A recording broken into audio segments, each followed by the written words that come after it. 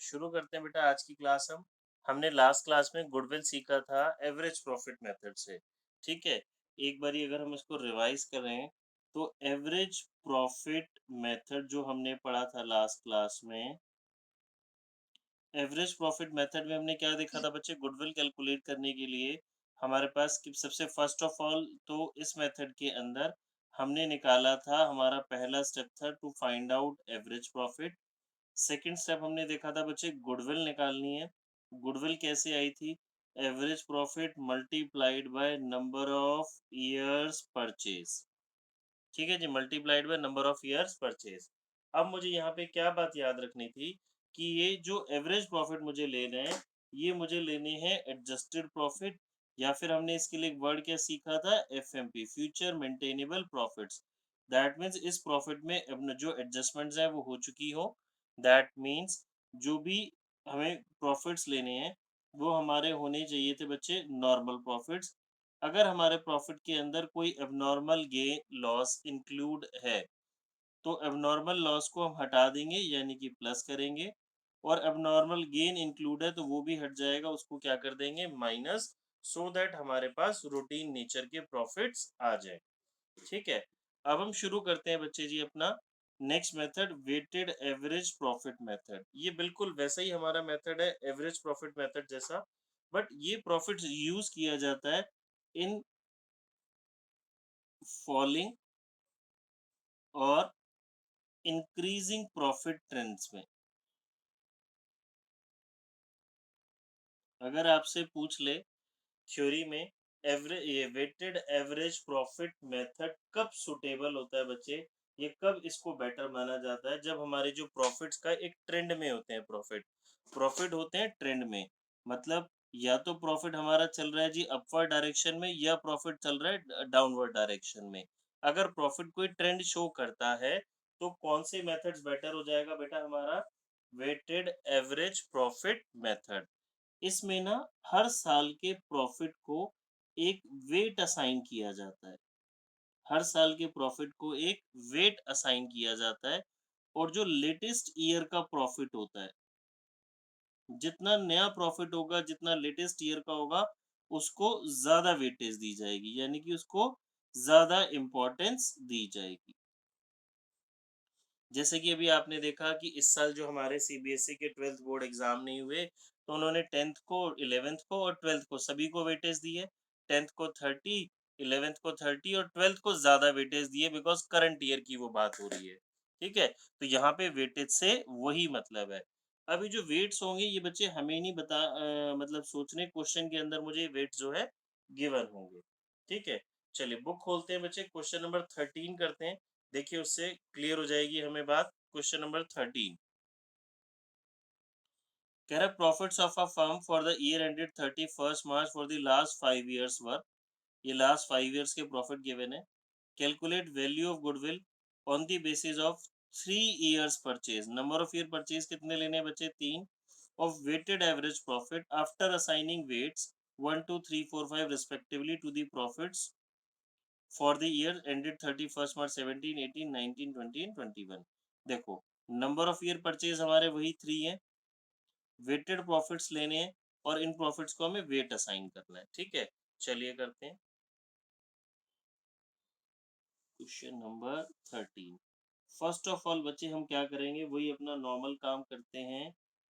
ये 2017, 18, 19, 20, 21, इन ईयर्स के बच्चे मुझे जो प्रॉफिट्स गिवन है ना, प्रॉफिट्स लिखते हैं हम। फर्स्ट ईयर का प्रॉफिट गिवन है मुझे 20,000, 24, 30,000, 25,000, 18,000।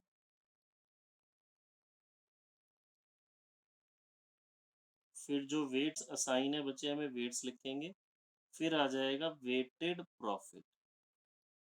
अब ये वेटेड प्रॉफिट कैसे आएगा बच्चे, इन प्रॉफिट्स को ना इन वेट से हम मल्टीप्लाई कर देंगे। प्रॉफिट्स को वेट से मल्टीप्लाई कर देंगे तो मेरे पास आ जाएगा वेटेड प्रॉफिट, मतलब ये प्रॉफिट्स वेट्स के अकॉर्डिंग चेंज हो गए।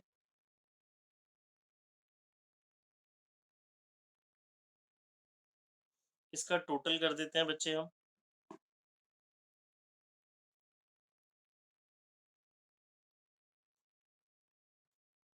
ये आ गया मेरे पास 3,48,000।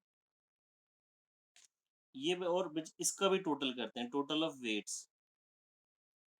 ये बच्चे हो गया मेरा टोटल ऑफ वेट्स और ये हो गया total of weighted profit.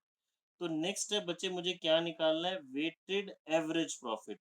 Normally देखिए आप एवरेज प्रॉफिट निकालने के लिए क्या करते थे, इन सभी को प्लस डिवाइड बाय 5। अब हमने क्या करना है, क्योंकि वेटेड एवरेज से हम कैलकुलेट कर रहे हैं तो वेटेड प्रॉफिट लेंगे। वेटेड प्रॉफिट है मेरे पास 3,48,000, डिवाइड बाय करेंगे उसे टोटल ऑफ वेट्स। नोट्स बच्चे मैंने आपको सारे थ्योरी के ऑलरेडी भेज दिए थे इस चैप्टर के, इस मेथड के भी उसके अंदर इंक्लूड है, आप देखेंगे तो divide by total of weights. तो वेट्स का जो टोटल है बच्चे वो मेरे पास हो गया 15। तो वेटेड एवरेज आ गया 23,200। ठीक है। नेक्स्ट है मुझे क्या निकालना है बच्चे, गुडविल। गुडविल का formula weighted average profit multiplied by number of years purchase. Number of year purchase बच्चे मुझे कितने गिवन है, 3। तो ये आ गया मेरे पास 69,600। देखो बच्चे किसी को कोई डाउट है तो पूछ सकते हैं।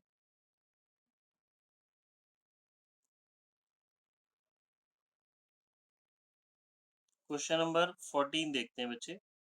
Raman and Daman and partners sharing profits in the ratio of 60:40, and for the last 4 years they have been getting annual salaries of 50,000 and 40,000 respectively। दो पार्टनर्स हैं, रेशियो 6:4 हो गई, दोनों को सैलरीज मिलती हैं 50 and 40,000। Annual accounts have shown the the following net profits before charging salary. ये बच्चे मुझे लास्ट 3 इयर्स के प्रॉफिट्स गिवन है but they are before salary, that means इसमें से सैलरी सब्ट्रैक्ट नहीं हुई। 1 अप्रैल 21 को जीनो एडमिट होती है 1/4 शेयर के लिए विदाउट एनी सैलरी। गुडविल को वैल्यू करना है बच्चे 4 years purchase of weighted average profit of last 3 years after salary. Salary के बाद प्रॉफिट्स हमें कौन सी यूज करने हैं, आफ्टर सैलरी। अगर नहीं भी लिखा होता तो सैलरी बच्चे रूटीन नेचर का हमारा एक रिकरिंग नेचर का एक्सपेंस है, तो मुझे सैलरी सब्ट्रैक्ट करके नॉर्मल प्रॉफिट्स या एडजस्टेड प्रॉफिट्स निकालने पड़ते। प्रॉफिट्स की जो वेटेज गिवन है वो वेटेज देनी है मुझे 1 2 3। ठीक है, चलिए शुरू करते हैं। फर्स्ट ऑफ ऑल तो बच्चे हम क्या करते हैं, प्रॉफिट में से ना सैलरी को सब्ट्रैक्ट कर देते हैं। ईयर 3 साल की बात हो रही है बच्चे, 2019 2021। ये मुझे गिवन है जी प्रॉफिट्स 1,40,000, 1,01,000, 1,30,000। फिर मैं निकाल लेता हूँ जी एडजस्टेड प्रॉफिट्स। एडजस्टेड प्रॉफिट के लिए सभी में से मुझे क्या माइनस करनी पड़ेगी, सैलरी। क्यों माइनस करनी पड़ेगी बच्चे सैलरी, क्योंकि सैलरी एक्सपेंस है रूटीन नेचर का। तो अगर मैं गुडविल कैलकुलेट कर रहा हूँ तो मुझे नॉर्मल प्रॉफिट्स को यूज करना होता है।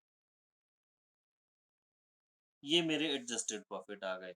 अगर बच्चों क्वेश्चन एवरेज प्रॉफिट मेथड से होता तो मैं डायरेक्टली यहीं से कर लेता, इन तीनों को प्लस डिवाइड बाय 3। बट मेरे को क्वेश्चन करना है वेटेड एवरेज मेथड से। तो मैं क्या करूंगा जी, इन प्रॉफिट्स को जो वेट असाइन किए गए हैं उन वेट से मल्टीप्लाई करूंगा। मुझे क्या बात समझनी है बच्चे, प्रॉफिट्स अब मुझे ये वाले यूज करने हैं, दिस वन। ये वाले प्रॉफिट्स यूज नहीं करने। ठीक है। अब हम लिखते हैं जी, दोबारा टेबल बनाते हैं। Calculation of weighted average profit, year, adjusted profits या एफएमपी, फिर वेट्स, वेटेड एवरेज प्रॉफिट। ये एवरेज नहीं, ये मेरा वेटेड प्रॉफिट हो गया। 2019 20 21। एडजस्टेड प्रॉफिट है बच्चे मेरे पास 50,000, 11,000, 40,000। वेट्स 1 2 3। तो वेटेड प्रॉफिट 50,000, 22, 120। बेटा इसमें हम क्या करते हैं, ये जो एडजस्टेड प्रॉफिट्स होते हैं ना, ये बेसिकली इसकी मल्टीप्लाई होती है, मल्टीप्लाई करके यहाँ पे मेरे पास ये आ जाता है। ठीक है, तो अब इसका टोटल कर लेते हैं। टोटल ऑफ वेट्स हो गया 6 और टोटल ऑफ वेटेड प्रॉफिट हो गया 1,92,000। तो weighted average profit equals to weighted profit upon total of weights 32,000। Goodwill equals to weighted average profit multiplied by number of years purchase. Number of year purchase कितने थे बच्चे हमारे 4। तो goodwill आ गई 1,28,000। बच्चे मैं बार बार सिखाता हूँ, इसे हम क्या बोलते हैं? गुडविल ऑफ दी फर्म बोलते हैं।